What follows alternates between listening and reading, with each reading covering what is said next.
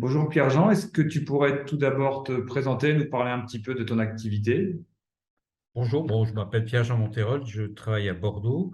J'ai une activité double parce que je travaille avec Pierre-Philippe à l'hôpital, donc deux demi-journées par semaine, où j'ai consulté pendant assez longtemps en montant une consultation en association avec la pédopsychiatrie pour prendre en charge donc pas mal d'enfants qui avaient des troubles génétiques. Ça, c'est une première partie. La partie où mon activité privée, où je fais de l'adulte et de l'enfant, et je fais du sommeil depuis maintenant un peu plus de 40 ans.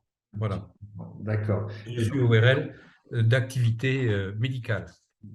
très bien.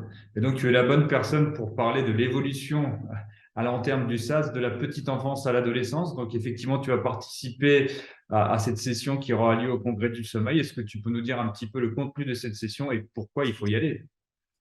Bah, d'abord parce que les intervenants sont d'une expertise très connue chez nous. Et ça, c'est le premier élément. Le deuxième élément, c'est que les fautes de diagnostic qu'on peut faire chez l'enfant par ignorance, l'enfant va emporter ensuite avec lui tous ces éléments à l'adolescence et à l'âge adulte. C'est pour ça que la reconnaissance des anomalies de l'enfance est très importante, et les différents topos qui seront développés concernent essentiellement ces phénomènes neurocognitifs qui sont probablement la base de l'évolution de l'enfant, parce que c'est probablement à partir de là qu'il faudra le traiter. Et puis, bien sûr, moi, je vais parler un peu de la croissance faciale et ensuite du phénotypage, qui est un mot un peu à la mode, mais qui est important dans le fait qu'on développe une médecine assez personnalisée, et le fait de différencier les enfants, parce qu'un enfant de 3 ans, de 6 ans, en préadolescence, ou un adolescent, c'est-à-dire entre l'adolescent et l'adulte, sont des prises en charge un peu différentes. Donc le phénotypage est une bonne chose. Et puis le dernier élément qui sera développé, c'est bien sûr le développement de l'association des connaissances, c'est-à-dire mettre en place un réseau, soit dans le privé, soit dans le public, pour la meilleure prise en charge de ces enfants. D'accord.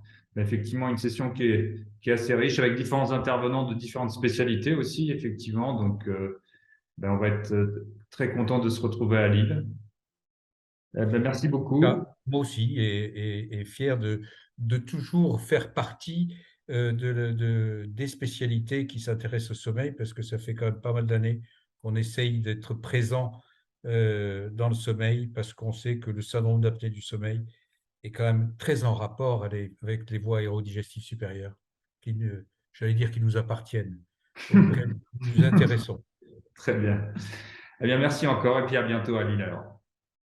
Merci à toi. Au revoir.